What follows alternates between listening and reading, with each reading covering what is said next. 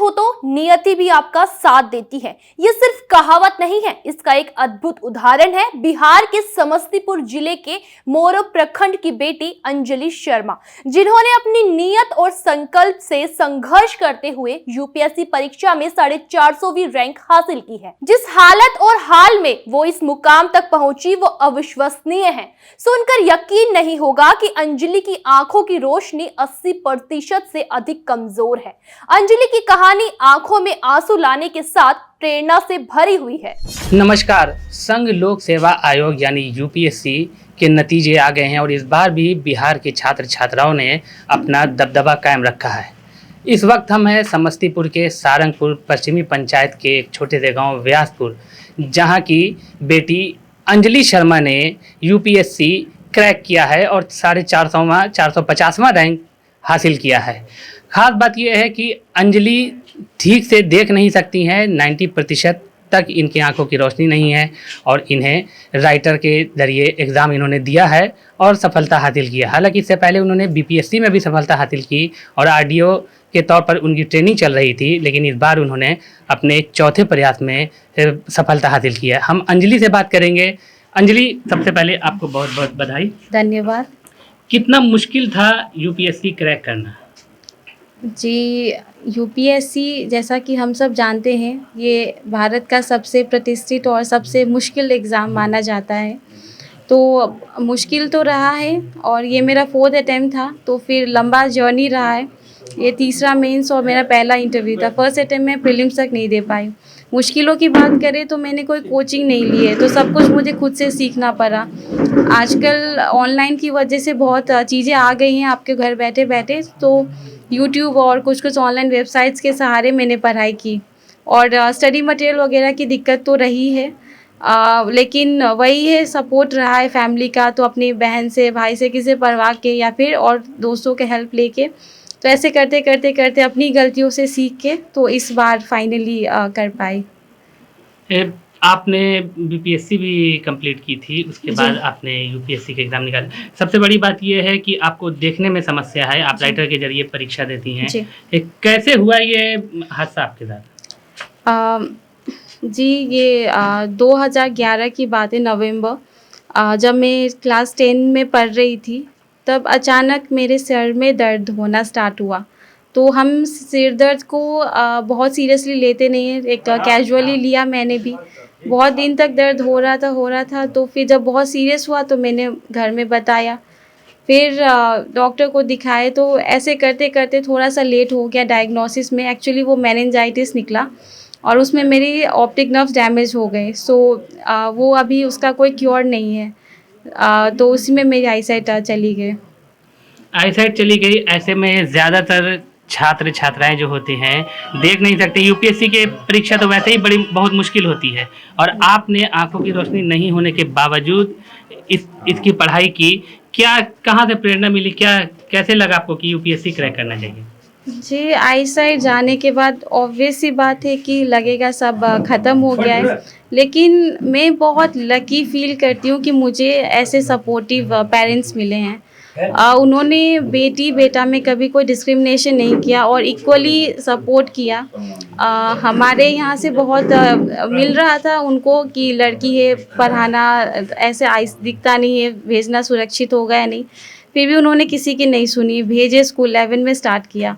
और संजोग की बात है, वहाँ पे मेरे सर थे सुमित सर, तो उन्होंने मुझे देखा था, पहले मैं अच्छी ब्राइट स्टूडेंट थी, तो उन्होंने वहाँ स्कूल में सपोर्ट किया। क्लास का लेक्चर सुन के करती थी, घर में आके रीड करवाती थी और 11-12 में स्कूल टॉपर रही। तो ये बात टीचर्स को लगी कि हाँ कुछ कर सकते हैं अच्छा, तो उन्होंने दिमाग में डाला कि यूपीएससी आईएएस बन सकती है। तो वहाँ तब तक तो मुझे यूपीएससी क्या होता है ये भी नहीं पता था, सिर्फ आईएएस का पता था कि आईएएस करके कुछ होता है। फिर बाद में कॉलेज में यूट्यूब वगैरह के सहारे पता चला कि हाँ यूपीएससी करके कोई एग्ज़ाम होता है, इसको पास करने से आईएएस बनते हैं। सो ऐसे स्टार्ट हुआ। कितना दुख हुआ, क्योंकि आँख की रोशनी सबसे बड़ी चीज़ होती है जीवन में, और वो आपके साथ ये हादसा हो गया। कितना उस वक्त दुख हुआ, ऐसा लगा कि आप कुछ नहीं कर पाएंगे? जी, आँखों की रोशनी सिंस मैं जन्म से तो ऐसे नहीं थी, तो मैं तो पहले से देख चुकी हूँ सब कुछ, तो बहुत ज़्यादा ही दुख हुआ। लेकिन वही है कि हिम्मत नहीं हारी और सपोर्ट रहा है तो फिर कर पाए और आगे का सोचा किया कि कुछ करना है और हो गया। घर वालों से आपको कितना सपोर्ट मिला, चूंकि लड़कियों को तो वैसे ही एक पिछड़े समाज से आप आती हैं, यहाँ पे लड़कियों की शिक्षा को लेकर वैसे ही ज़्यादा जागरूकता नहीं है, ऐसे में आपको घर वालों से कितना समर्थन मिला, कितना सपोर्ट मिला? मैं खुद को बहुत भाग्यशाली मानती हूँ कि मेरे मम्मी पापा का सोच बहुत ही प्रोग्रेसिव रहा है। उन्होंने पढ़ाई लिखाई में इन्वेस्टमेंट को ज़्यादा इम्पोर्टेंट समझा एज़ कम्पेयर टू ज़मीन या फिर ये सब में, तो उनको पढ़ाई की अहमियत पता है। और बेटा और बेटी इसमें भी कुछ नहीं, मुझे यहाँ तक पहुँचा। बहन को भी बहन भी मेरी इंजीनियर है, भाई भी। तो आप देख सकते हैं कि सबको पढ़ाया लिखाया और कभी भी हिम्मत हारने नहीं दिया कि हम है तुम करो। अच्छा, सब्जेक्ट की बात करें तो क्या सब्जेक्ट आपका रहा है यूपीएससी में? सब्जेक्ट ऑप्शनल पूछ रहे हैं आप? नहीं, मुख्य आपका जो सब्जेक्ट था वो क्या था और बाकी सब किस जी तरह आपने तैयारी की है? सबका सब्जेक्ट सेम ही रहता है, बस ऑप्शनल सबका अलग अलग रहता है। वो मेरा सोशियोलॉजी था, बाकी सब कुछ सेम ही रहता है। बाकी सभी लोगों का जैसे हिस्ट्री हो गया, पॉलिटिकल साइंस हो गया, इकोनॉमिक्स हो गई, ज्योग्राफी हो गया, एनवायरनमेंट, साइंस एंड टेक, तो ये सारे सब्जेक्ट कॉमन हैं सबके लिए। अच्छा, कैसे आपने तैयारी में जो सफलता हासिल की है, क्या बताना चाहेंगे बिहार के छात्र छात्राओं को? यूपीएससी में सफलता के मूल मंत्र क्या बताएंगे आप? जी, मैं मानती हूँ कि अगर आप किसी चीज़ को करना चाहते हैं तो आपको डरना तो बिल्कुल नहीं चाहिए, आपको लगे रहना चाहिए। और हो सकता है शुरुआत में आपको सफलता ना मिले, जैसे मेरा ही 4th अटेम्प्ट था, लेकिन आपको लगे रहना होगा, हार नहीं मानना चाहिए और करना चाहे तो कर सकते हैं। अगर क्योंकि मैंने भी कोई कोचिंग तो ली नहीं, खुद से पढ़ा है।